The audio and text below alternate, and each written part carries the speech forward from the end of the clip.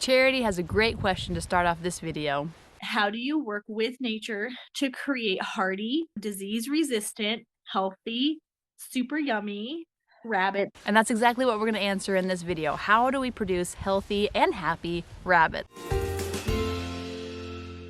In a second, Charity's going to discuss one of two kind of key guiding principles that she has when it comes to rabbits. And this is something that I actually learned from my mom and how she raised us children is when a medicine comes into your body and does a work for your body actually gets weaker to that specific thing that the medicine was helping with because it did not have to deal with it at all. And medicines can save lives. I'm not going to deny that. When there's a time and a place for it. But when it becomes our primary automatic go-to, it actually creates down the line weaker and weaker genes, not just because you're not letting the weak ones die, but the ones who used to be strong, their systems are not getting boosted. Medicine can still directly kill the parasite, right? Therefore, the rabbit can recover. But if the rabbit's immune system has not fought itself, the parasite, then it is no better off, it is no stronger than before it got sick. So my awesome guests are now going to share some of their best practices for keeping their rabbits healthy and things that you can feed to them to boost their immune system so that their little rabbit bodies can fight off diseases that come. Megan is going to share our second main health principle. A lot of people are concerned about diseases they may pick up from wild rabbits or things like that. We breed for resistance for all diseases and worms. So that is our way of treating them. If a rabbit becomes sickly with worms or diseases, that rabbit is no longer in our breeding program, and we look really closely at removing any offspring from that rabbit out of our breeding program as well, because we don't want bad genetics being passed down. So we always keep the healthiest and the biggest in our breeders. Anybody who is sick is no longer a breeder, and that's how we breed up resistance to different bugs and parasites that are local to our area. I also will not bring in a rabbit from several states away and just add it into our colonies and our tractors and expect it to thrive. They have different bugs and parasites in, just the next state over than what we do right here on our property. And so that rabbit is not going to be as resistant to things that we have local, and so it's not going to have the right genetics to beat off what we have. So it needs to be a slow transition to allow its immune system to kind of kick up. And then I also feed herbs and stuff to help boost that immune system so it's able to fight off more bugs and parasites and different diseases that may be thriving right here on our property that our rabbits don't have a problem with. Now Victoria's going to give us some basic best practices for your rabbits, and then Donna, Charity, and Megan are going to tell us more about the power of herbs. Providing them with fresh, clean water and monitoring how much they're eating and drinking can also help you see a problem before it becomes a problem. Brushing them out like your breeders, if you're brushing them out just even monthly, get all that excess hair off. That can also help prevent hairballs or blockages. Rabbits cannot vomit, so you can get some things kind of built up in there. To encourage healthy immune systems, we would forage a wide range of herbs and trees as much as we could, especially in the non-fly season. If you're using herbs do not attack a sickness for the rabbit like medicine does. Herbs aid the rabbit's own system to attack. If they come out of that, then their own system is that much more resistant and strong. We try to keep the ants away as best as we can by planting things like mint, sprinkling cinnamon around the rabbit colony, things like that to deter ants. I have recovered very sick rabbits with just herbal and holistic remedies. It is recoverable, and I think a lot of people are afraid and feeling like these aren't as potent, and they are. Basil will act really, really well as like an antibiotic. So anytime you need to boost your rabbit's immune system, you can give them basil. If you have a rabbit doe who is losing a litter or has lost the litter, and you need to dry her up, or if at weaning, if she had a large litter and for some reason you need to stop them nursing right away, you can't transition off of weaning, feed your rabbit mint. Any kind of mint will do. Peppermint is the best, or spearmint, and it will actually decrease her milk production. Again, if you've got a rabbit who's lactating and you don't want to stop her milk production, don't feed her mint. So I actually use some from a company called Molly's Herbals. So they just come in bags. I'll use this for my goats. I'll use this for my chickens, for my dogs, for my cats. These blends are formulated for almost any animal. And it comes in a 2 formula. one that's a little bit more of a hard hitter, super strong, that you give them 3 days in a row every 6 weeks. The other one is just once a week in between. This one is the once a week in between, and just as an example, it's got pumpkin seeds, fennel, garlic, hyssop, mugwort, and thyme in it. And so just some really great antiviral, immune system support and antiparasitic. When I first turned colony, I had to stay on a strict schedule, and if I forgot more than a couple weeks, a rabbit would fall sick. It was like clockwork. Whereas now it would be like 3 months. I'll be like, when did I last give them? Because they built some of that resistance. And you can't really overdose when it comes to good herbs for your rabbit. I can double up. I can give it to them 2-3 times a day for a week straight to kind of like hard hit eradicate something that's come through my herd. And that's really helpful. You can create little feed balls. They're like little molasses balls with them. And so you can use that for like training and coaxing and things up into your lap. Now Megan has a list of a ton of stuff that can benefit your rabbits. Here goes. If you've got a sickly rabbit that's not eating very much and you need to boost their nutrition, oats is a great resource. We use grocery store rolled oats. You can also use rolled oats from the feed store, whole oats, whatever you can find. Organic if you can get it. You don't want any kind of pesticides or anything like that on your oats, obviously. But feeding them to your rabbits at about a tablespoon per adult rabbit will really give them a calorie boost if they're not eating much to help them through that time period. We also give this to all of our new moms who are lactating to help boost milk production so that her babies are getting very well fed. Things like pumpkin seeds, we always feed raw. You want raw, no salted, no roasted or anything like that.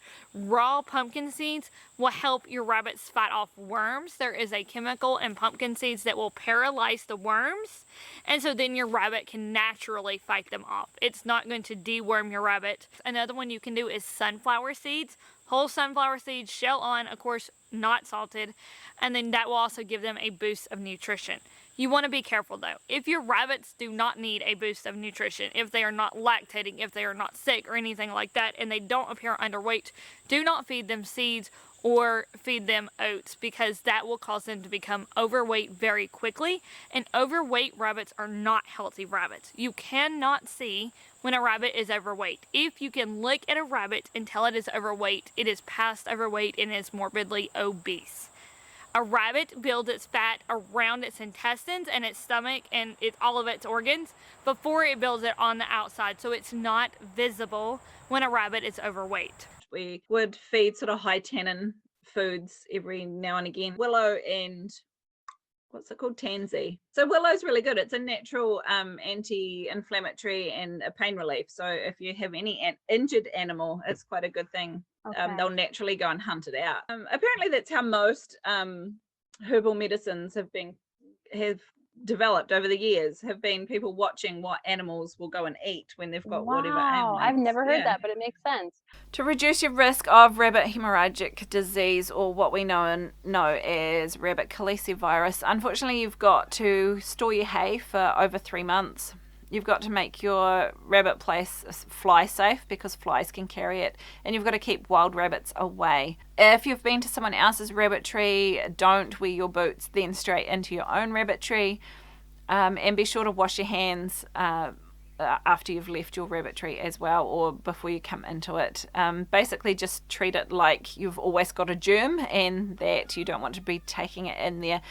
But of course, this is only an issue if it's in your area. If it's not in your area, you don't need to panic too much about it. You can vaccinate against it, and some vaccines are more effective against different strains than others. I'm not huge on vaccinating anybody with anything, but we have to invest quite a lot of money into getting our rabbits, and the vaccine, it works better than not vaccinating them. So that's what we've done. For us, we also try to go natural. I don't do vaccinations and things like that. The exception, there's a set group of show rabbits that have to have health certificates to show. That's a completely different beast. Next up, we'll discuss some non-food ways to keep your rabbits healthy.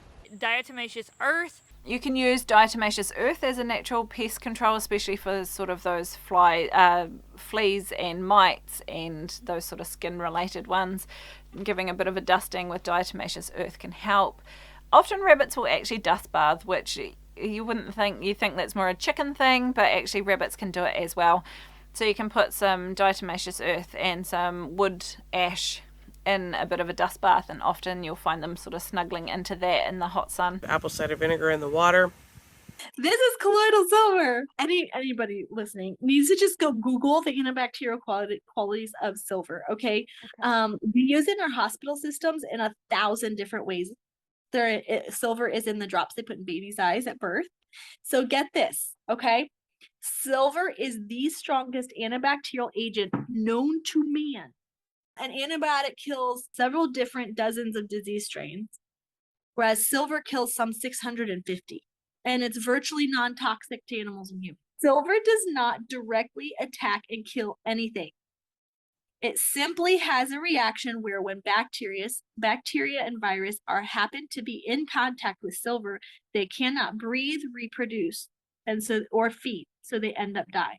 My rabbits got the sniffles once, and I had seen on all my rabbits, this is the first time I dealt with it, in all my rabbit groups, like everybody freaks out about their sniffles, like you're gonna lose all the rabbits, they're all gonna die.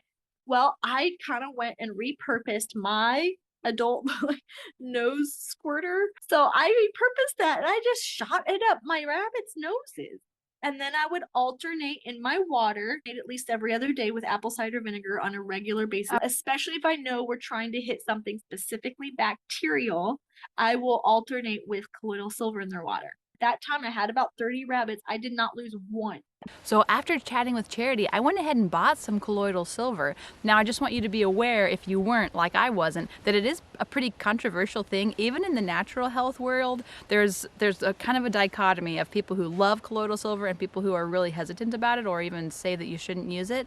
And it's actually because of its antibacterial properties, it can still act like an antibiotic, some people say, and kill even the good bugs. So just be aware, do your own research, and make an informed decision. In this last segment on keeping your rabbits healthy, we're going to discuss nails and teeth. Dental issues can be very, very significant. Rabbits' nails and teeth do continually grow. If your rabbits have access to any kind of stones or concrete or anything hard for them to run on, that will usually wear down their nails quite nicely. Otherwise, you can flip them, as I say before, on their butt and use just normal human nail clippers just to take the ends off. You've just got to make sure that you don't cut through to the wee vein that's in there, because that will bleed and they will hate you because it hurts. Being able to clip their nails, that's going to help when they're not in a colony where they're digging constantly, or maybe they're in hutches or cages or things like that. You clipping those is going to help them and prevent them from having feed issues or accidentally cutting themselves. As for their teeth, ideally they will be properly formed. If they're not, unfortunately you can't breed from them. They do get something called malocclusion, where instead of their teeth meeting like this, they go like this, and this one will grow down into their bottom jaw and this one will come up and stick out the front of their mouth, or worse, go up into their lip. You can clip those with some wire cutters, which, if it's a grow out that you're going to be processing anyway, might be an option. You've got to keep them short so that they can eat, because like this they can't eat. It can actually grow up into the top jaw or into the bottom jaw, seriously injure your rabbit. Otherwise, they just need some sticks or something that they can chew on. Don't give them stone fruit sticks, so cherries, plums. For teeth, we always provide sticks for them to chew on. Apple, pear, juniper, poplar, those are really going to help. Rabbits absolutely have to chew. They have to grind their teeth down. If you're feeding rabbit pellets, that is not enough for them to grind their teeth down. Rabbit pellets are very compact and they don't have to chew as often. You can additionally keep hay, good quality hay in there with them, and they'll chew on that. But even if you're offering hay, I really recommend you offer sticks as well. They really need that chewing action. The tannins that are present in sticks and bark will help to keep your rabbits parasite free. So tannins in excess are never good. But if you can give them a boost of tannins every now and then, you will help to keep your rabbits parasite free, because it's just a natural anti-parasitic. If they can dig and they can chew on branches and logs and you're putting things in there for them, then that's nature's way of taking care of those problems. And so as of yet, I have never had an issue with either. I think keeping them in a colony is actually better for their immune system, especially if they're exposed to the soil. They're able to build up some resilience. To wrap up, Megan and Victoria are going to share their perspective on taking rabbits to the vet or not. Now, we never take our rabbits to the vet. We don't. They are meat rabbits. They are a livestock. And the value of that rabbit is not going to outweigh the vet cost. And that is the sad reality of farming. If we have one that is sick or injured and we cannot save it, we will mercy cull, which means we'll put that rabbit down. We do not use a vet for the rabbits. There's a lot of vets that won't treat rabbits. If you want to use a vet, please find a vet that will treat rabbits before you get rabbits so that you're prepared. If you want to show rabbits, they just need the health certificate from a vet. You know that you're just going sporadically one time to a vet. You could drive a little farther, but if you want to regularly take them to the vet for things, make sure that you have one nearby, so that's an option. And I share their sentiment. I don't plan to take my rabbits to the vet, and they're not very expensive. The vet is. Those are some of the choices that you have to make. Wow, that was super helpful. So stick around for video number 8 in this series as my guests answer a bunch of questions that we all pose to them. And don't forget to check out their channels in the links below and subscribe to mine if you want to follow me.